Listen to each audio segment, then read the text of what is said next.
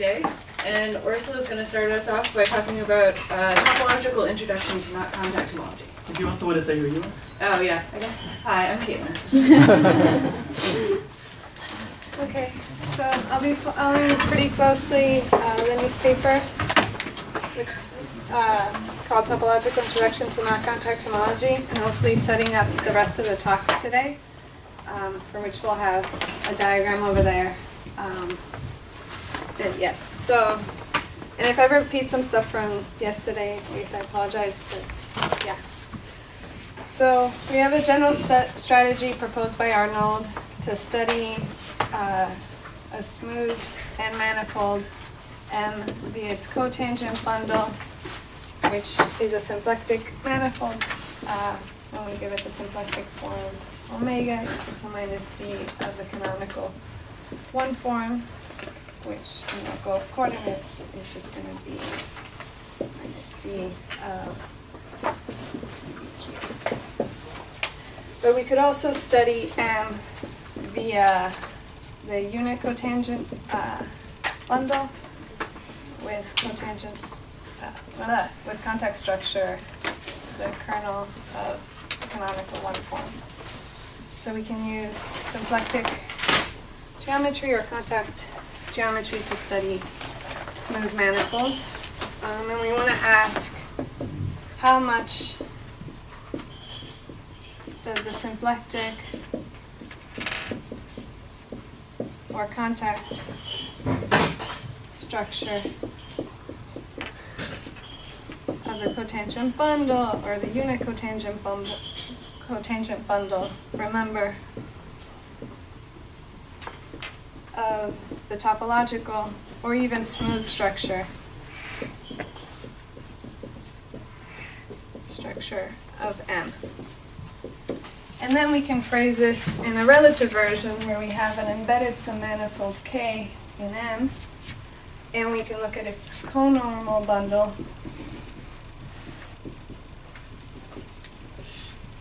in P star M. So we'll denote this by LK, and these are the covectors such that Q is in K, and the covector is normal to all tangent vectors in K. This is the conormal bundle, and it's actually a Lagrangian submanifold.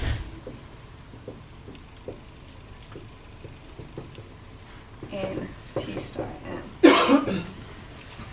We could also look at what we're going to call lambda K, which is the intersection of this Lagrangian submanifold LK with the unit cotangent bundle. And this turns out to be a Legendrian submanifold of the cotangent bundle. Okay. And for a quick sketch of this, we could have, here's our manifold M, and let's say this is our cotangent space. We can imagine this like slice, and this slice is the unit cotangent bundle over M, and then we've got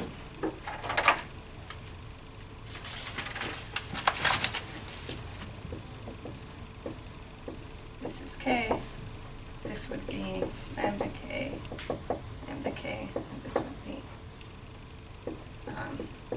LK. Yeah, so that's kind of a sketch. But for today, we're just going to consider M to be equal to R3 and K to be not or link in R3. And then we'll have that. We also, just to note, the unit cotangent bundle of R3 with the contact structure given by the canonical one form is contactomorphic to the jet one space of S2, where the contact form, or the contact structure is given by the kernel DZ minus the canonical one form on S2. Okay. And now, in lambda K will topologically be a torus. for each component of a link. So, Sorry, for the just one space, so there's two, it's kernel dz minus what? Minus... the canonical one form on S2? Honest, okay. Yeah. So we're restricting all the coordinates onto S2. So now we're going to define the not contact homology of a knot K in R3 and denoted by HC star of K to be the Legendrian contact homology of lambda K in S T star of R3. Okay. And there are actually two formulations of non-contact homology, one which is given by this definition, and another combinatorial one, which I'm going to talk about today, that was due to Lenny, and showing that the combinatorial one was actually the Legendrian contact homology of lambda K in the unicotangent bundle took a lot of work. It was shown by Ettner, Ekholm, Ing, and Sullivan in that contact homology paper, which Antoine will present later today. So I will avoid talking about all of that and just focus on the combinatorial definition. Yeah. So some properties of not contact homology, just to, which we may not be able to talk about all of them, but to kind of highlight why people are interested, at least at the time of writing of this survey paper, is that if, for instance, the not contact homology of K is isomorphic to the not contact homology of the N knot, then K is isotopic to U.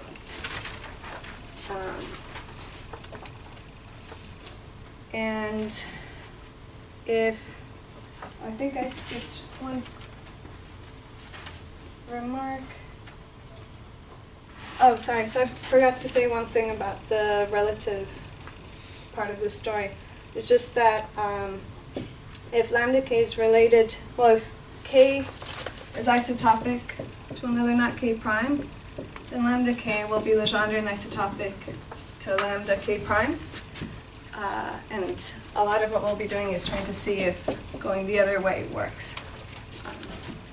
So, for instance, for the N knot, the Legendrian isotopy type of lambda K, if it's, here we've got that lambda K is Legendrian isotopic to lambda U, and then we do know that K is isotopic to U. And in a recent paper by Ekholm, Ing, Biebeck, they found an enhanced version of knot contact homology, and they found that it is a complete knot invariant. So we can do this for K prime and not just the N knot. So, sorry, complete not invariant. Yeah. Not quite, right? So this, No, it's not this particular invariant that's a complete invariant. but an enhanced version, right? Yeah. Yeah. So yet another version of knot contact homology does give us a complete knot invariant. But it's based on this version, I believe. Right? Or related, at least. You kind of take it together with just one cotangent fiber. You get a product structure on that, and that's enough to distinguish it. So it's like knot contact homology of lambda K together with lambda P for P some extra point together with some product. Yeah. Kevin will explain it. I'll explain. Okay. Yeah. Oh, okay, great. But the upshot is that that arrow that you read up at the top of the board is true now. Yeah. So we get a back and forth, right? Yeah. Yeah.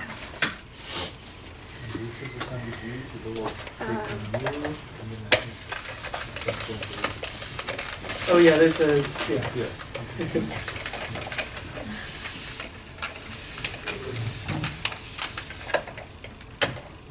Okay.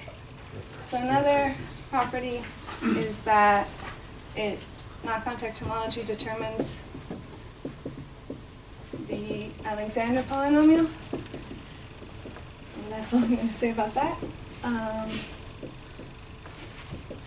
It also, you can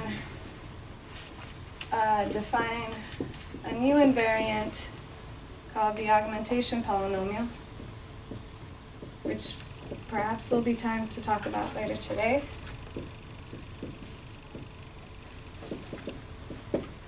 And finally, if we want like a topological interpretation of knot-contact homology, that's not just that it's the Legendrian contact homology, you can take holomorphic disks, etc., as was mentioned yesterday. We can look at the degree 0 part, and that's actually isomorphic to the chord algebra of the knot. So really quickly in words, that will be if I take, for instance, a knot in, did I get this right? Yes. In R3, you can look at paths that start and end on the knot, or perhaps go like this. And you'll get an algebra generated by these chords and modulo some skein relations. So there's a really nice topological interpretation of the 0 degree part of the knot-contact homology. And hopefully we'll talk about that later today in the framed knot-contact homology talk. And it also turns out that it's a great invariant for transverse knots. So good invariant. Transverse knots. Okay, in R3 with the standard contact structure. And Melissa's going to talk about that later today. Yeah. So, really quickly, since we saw this a bunch of times yesterday, I'm going to erase everything. The Legendrian contact homology is when we are going to associate to, at least in this case, to lambda k. We're going to associate to lambda k DGA, where the algebra is generated by Reeb chords over R, and R is going to be the integer homology H2 of the Jetman space of S2 relative to lambda. Okay. Each of the Reeb chords AI will have a grading, as described yesterday, and we'll have a differential delta, which is counting certain holomorphic disks being mapped into the symplectization of would be R cross J1 of S2. So I've got this picture, and then this is R cross lambda k. I've got Z, and I've got something like that, where the punctures are mapping down here. This puncture is mapping up there. That was talked about yesterday, and it turns out that the DGAs up to stable tame isomorphism are Legendrian isotopy invariant. Okay, so that was our review. And now we're going to talk about the combinatorial definition of knot-contact homology. To do that, we're first going to define it for braids. And to do that, we have to look at a representation of the braid group. So we have a braid B, braid group Bn, where the knot K, let's say, is the closure of our braid B.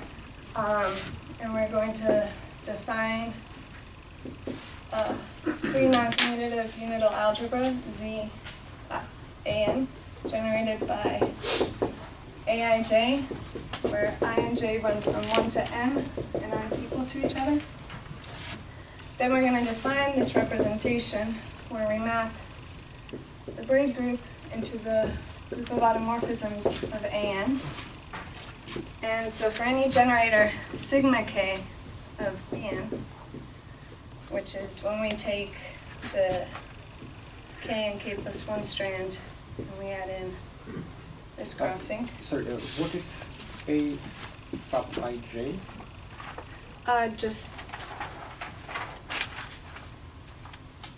Just variables, I think. Yes, sir. Right for right now.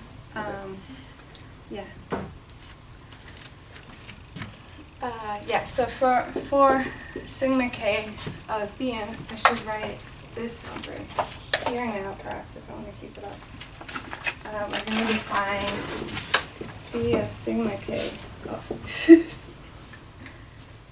So this is, I'm going to write this really quickly. I don't want to say this. And to some extent, it's not clear to me how useful this is to present on, but so k plus 1 I next to k comma I and k minus k plus 1 k and k plus 1 minus k plus 1 and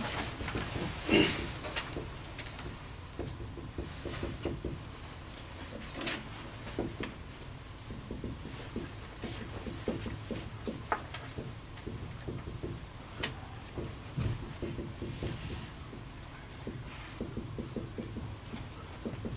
And here, I and j are not equal to k or k plus 1 throughout. So this is our homomorphism, where this is, this is our homomorphism, and it's actually not a faithful representation, since if we have a full twist, there's a non-zero kernel. But you can solve that later on, where, say, if your braid B is a full twist, this has kernel of phi B that's generated by sigma 1 to sigma n to the n. But we can solve that later.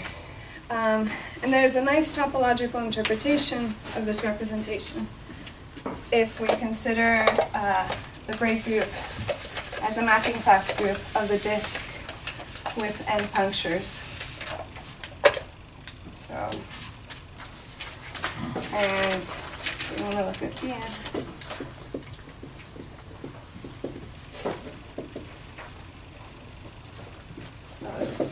Disk minus P1 through Pn.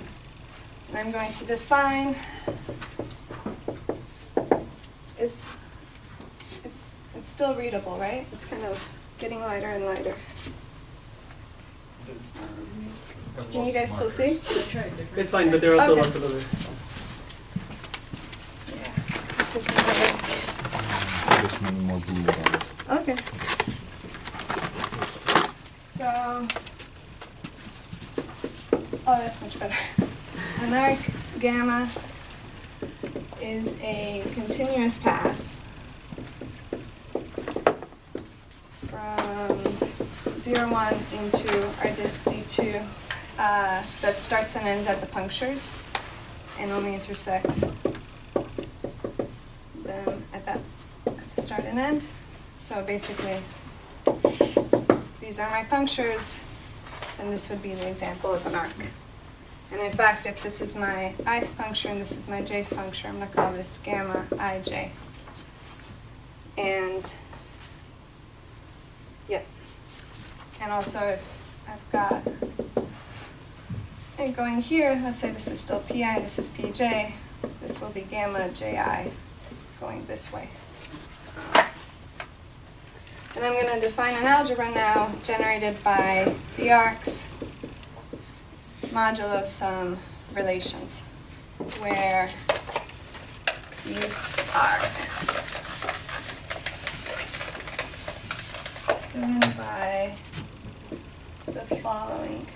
So if I've got an arc that goes above a puncture, I can subtract it by the arc that goes under the puncture, and that minus the arc that goes to the puncture times the one that leaves the puncture. Sorry, what is this ideal script are you factoring? Some relations. So you're just describing, okay. Yeah, yeah. So it's just this guy, and then any contractible arc that starts and ends at one puncture, we'll just set to 0 for now. Yes? In the second picture there, you wrote minus gamma ji. Yeah. What does that minus mean there? We're just adding that in later so that the algebra works more easily, I believe.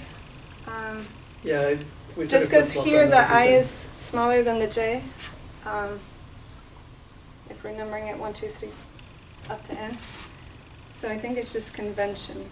Yeah, at some point in the middle of this work, we switched all of our sign conventions. Okay. So the effect was that there were some annoying minus signs that showed up like here.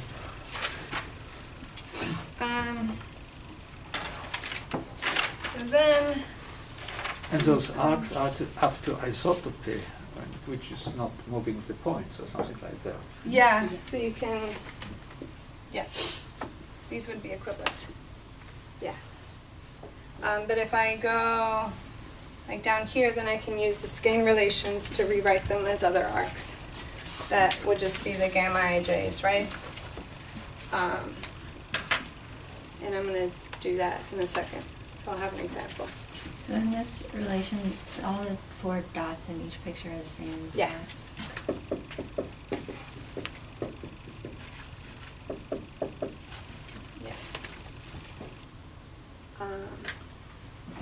Yeah, so any arc will end up being, we will be able to write it out as one of these basic arcs. This erases really badly. So perhaps I just don't see it. So are those points in the first relation somehow related? Or is it the same point in Yeah. all 4? Yes. Yes. Okay, so now we can define an isomorphism, well, a map which turns out to be an isomorphism from AN to this A tilde, sorry, I forgot the tilde here, with the arcs, where we can set phi of aij to be equal to gamma ij if I is less than j, and minus gamma ij if I is greater than j. Yeah. And again, remember there was no AII, so we don't have to worry about that. And this map is also defined by phi b of aij is equal to b acting on b of aij in the same way as a braid b would act on an arc. Because this is going to be some set of curves now on the disk. And we're going to act on it with the braid in the normal way. In fact, actually, from this isomorphism, we could actually define, this is phi sigma k, which I wrote over here, and which kind of like, at least at first glance for me, did not make much sense. And it comes from other stuff, but if you reimagine it this way, it's kind of nice. So if we take, for instance, the arc gamma ij, where throughout here I'll be using ij is not equal to k or k plus 1. So this is, and this is k plus 1. If I act on this by sigma k, then the k and k plus 1 punctures are switched counterclockwise with each other, but nothing happens to the I or j, so the arc stays the same. And if you weave back through this definition, that gives you 5 sigma k. We can now do that for, say, the arc going from k to k plus 1. We act on it by sigma k. It's going in this direction. Then it will be going from k plus 1 to k now. And again, then that means that ak comma k plus 1 goes to minus ak plus 1 comma k. And then the more interesting one is, oh, this is, okay. It's probably the more, I guess I'll just spread it evenly. You can try the thing. Well, maybe it's not worth it. Like, this is still readable, right? Yeah. Okay. So let's say this is I and this is k plus 1. Then I have an arc from I to k. When I act on it by sigma k, what I'm going to get is this 1, I. I'm going to get this curve now. And this one's equal to, by the skein relations, k plus 1, one that goes over k, plus, sorry, now I'm writing vertically.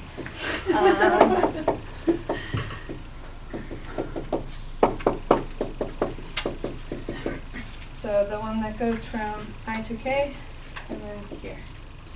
And then this gives you a way of seeing that AIK goes to this term. Yes. And I had, With the formula the way it is there, shouldn't that last one be a minus sign? oh, sorry, right here? Yeah. Yeah. That's a mistake, yeah. And here they're multiplying. Yeah. Okay, and now I'm gonna just, I had remarked that our representation was not a faithful one.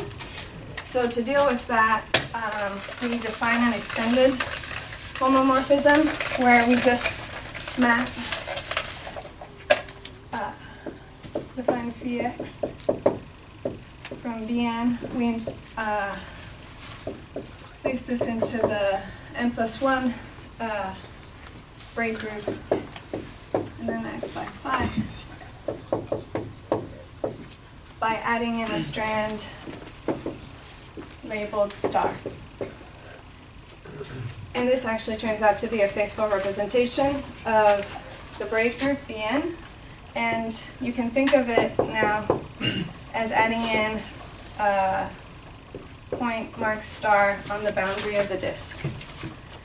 And when we look at arcs from I to j, we will call those like I star, and then perhaps gamma star j. And this will be the same, really, as the arc ij.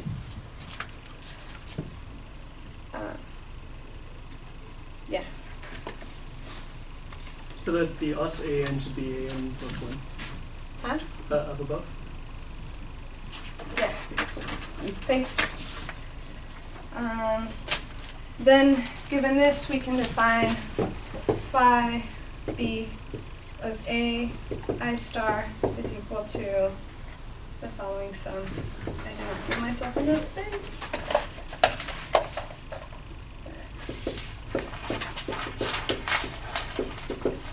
And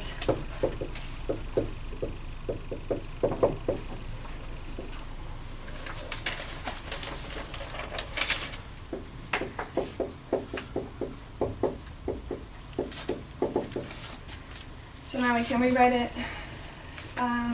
this way, and this will still follow from the same definitions with representation, since star will not be k or k plus 1.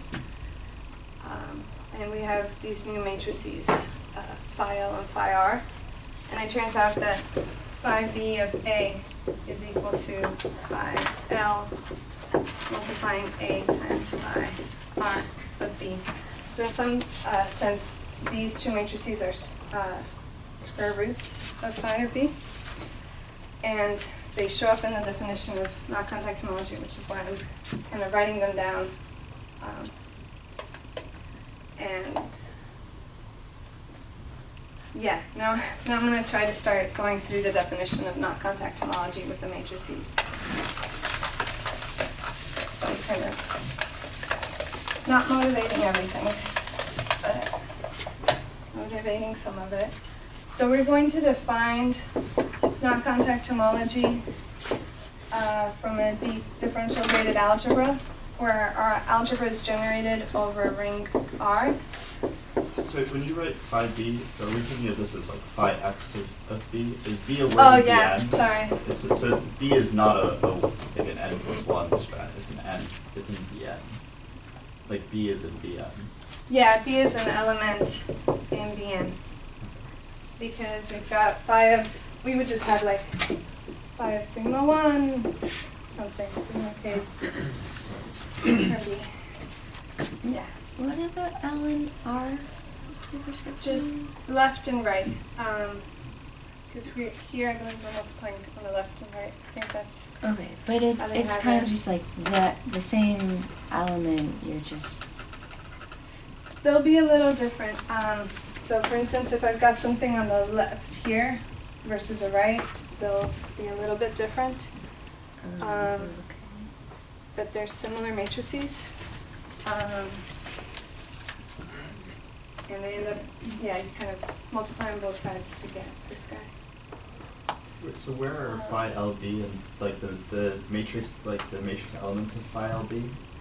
Like where are they? There are no like little a's in them. There are. So we Oh, would, okay. if you calculate what phi b of a I star, since star is not equal to I or I plus 1, then you're getting the entries of phi L of b, and you're just So this pulling out the equation- AJ star. So this equation defines it, but there are also like the elements themselves of the matrix have little a's inside. Yeah, So, yeah. Okay. Yeah. And they're just not equal, right, to the start? A bit different. Yeah. Okay. Okay. So now we're generating this DGA over the integer homology, second homology of the jet 1 space of S2 relative to lambda k, which is just going to be integer homology of H2 of S2 right sum H1 lambda k, which was topologically a torus. So this just ends up being z adjoin lambda plus or minus 1, mu lambda plus or minus 1, and u plus or minus 1. Where this will be, these are the generators of H1 of the torus. So let's say that lambda is going to be the longitude. Mu is going to be the meridian. And these are giving a framing of R naught k.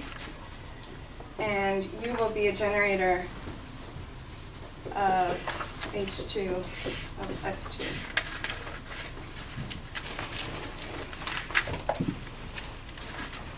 Then, for a braid, so if we just look at a braid, okay, we can define a particular DGA, and then we can define a more extended one for a knot K, that is a closure of the braid B. So I'm going to do it first for just the braid Bn. And here our algebra AB will be generated by reporbs in lambda eventually, but let's just think of them as variables for now. Aij and Bij, where Aij has grading 0 and Aii is equal to 1 minus mu, while Bij has grading 1. And we're going to set, we're going to have, let's say, a matrix A whose Ij entry is Aij, and a matrix B whose Ij entry is Bij. So then the differential acting on A will be 0, and the differential acting on B will be 1 minus 5B multiplied by A. And we get, we can get a homology from this, and then one way of looking at least at the 0-degree homology is that will just be that Aij modulo 1 minus 5b, the entries of this matrix. And all that's really telling us is that we're starting with say chords, or arcs, sorry. We look at, Also, yes? in algebra, like, where does the aij come from? Like, what do they mean? These, we're going to just treat them as variables right now, but eventually they'll be reports in lambda k. For what kind of lambda k? Or for, well, so if we have k as the closure of a braid, B will then get our torus lambda k and the unit cotangent bundle, R3. But what you're describing here is not the Legendrian contact homology of that, right? It's inside of the one-jet space of G2. Yeah. And this is, yes. So eventually these will have a geometric meaning, but for now I'm just treating them as variables to define a DGA. Where this DGA, given the isomorphism, can be thought of in terms of arcs, right? Since the Aij are mapped, so gamma Ij arcs are mapped to Aij, plus or minus, depending on the I and the J. And we can then think of, say that we're tracking every arc, we get something like that, in the disk across an interval from 0 to 1, and looking at their image under the action of B. And that's what this degree 0 part will kind of be tracking, right? Because we'll be setting these equal to each other. That's a really wishy-washy way of saying it, but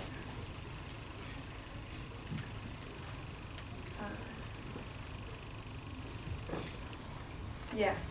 But now if we want to look at the closure of a knot, or the closure of the braid, where we have our knot K, we actually have to add in more generators for our DGA. And that's written up here. And, okay, I think I'm gonna just paste these over here.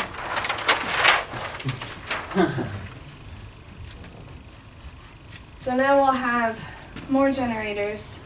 The AI, Bij are still coming from the braid part. The C, D, E, and F, you can think of them as coming from the fact that we're closing up the braid.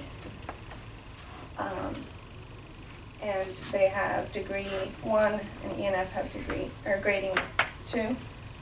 And we're now going to define these matrices with taking into account the framing, and that's kind of how I'm going to set that there.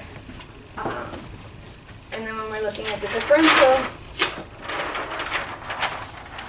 we're looking, again, the differential on the matrix A is 0. The differential on the matrix B is, if you ignore the lambda matrices, again looking at A minus phi of B acting on A, while the differential on C is looking at it at phi of the left phi acting on A, and the differential of D is looking at the right phi acting on A.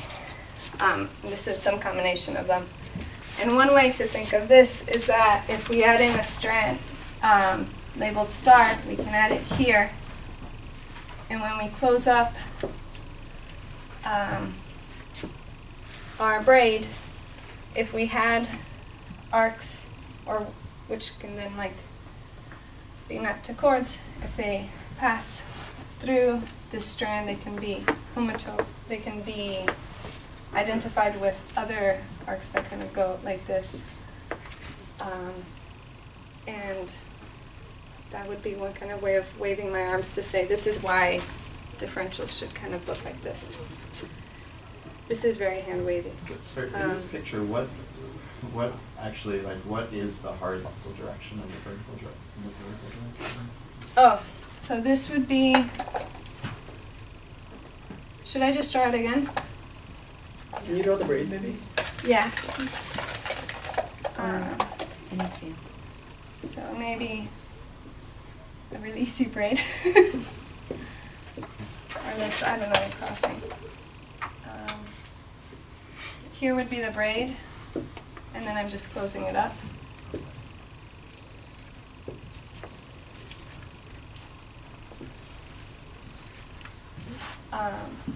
And we're going to be adding a strand, let's say, to some point on the disc, so it'll be this strand, perhaps.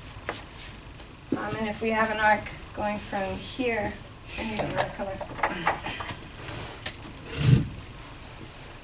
From here, or from here to here is the same as this guy, right? And that's how we had those, we defined those matrices. So I can now think of having the strand star just in the axis of the braid.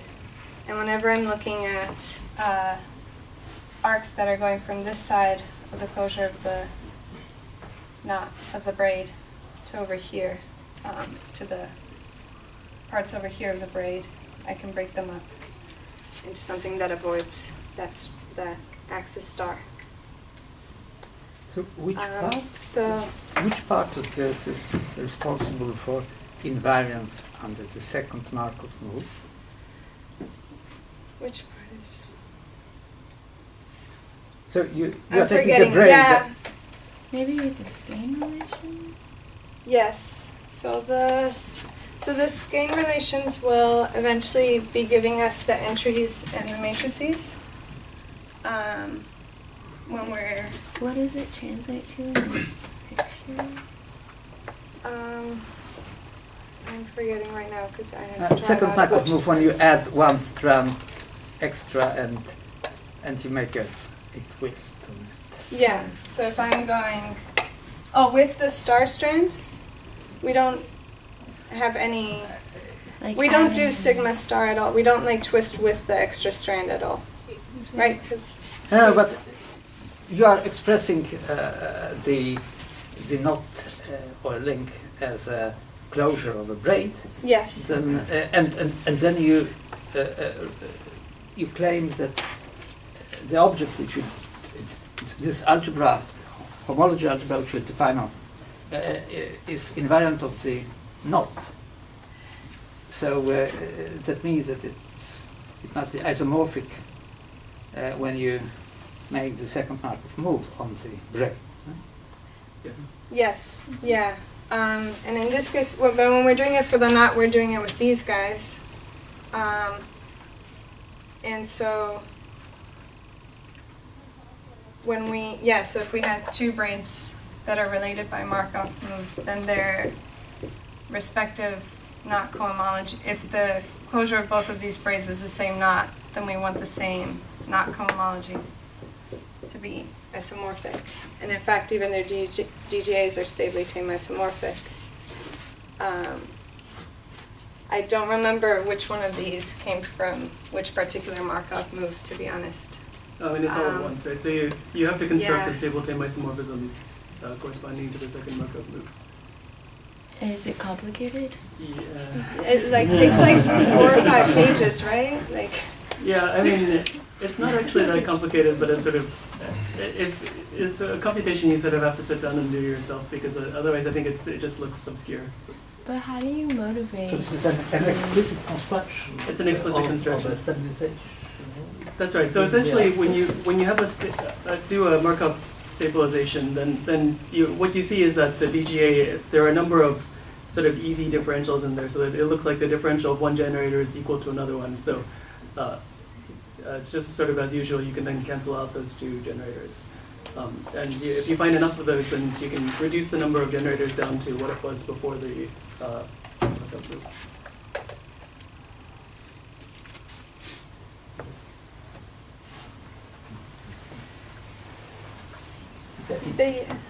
So, I mean, I realize this is a fairly, not nice definition to stare at, especially at a talk. And that I've waved my hands a lot at this, but hopefully in the frame knot contact homology half an hour talk, I'll be able to motivate where these variables come from, at least in terms of chords. And Antoine will talk about how they come from, where they come from is read chords in lambda k in the unit cotangent bundle. So hopefully more of these questions will be answered. And then, since I think I'm out of time, just as a quick note, there have been a lot of changes in notation. I think everyone can see that, right? There have been a lot of changes in notation where the framing either changes by plus or minus 1, or you take mu to mu inverse. And so the notation I've been using starts here. When Melissa talks, she'll be changing notation by plus or minuses, and my gonna send u to 1. When Melissa talks, and then when Antoine talks, he'll be doing this.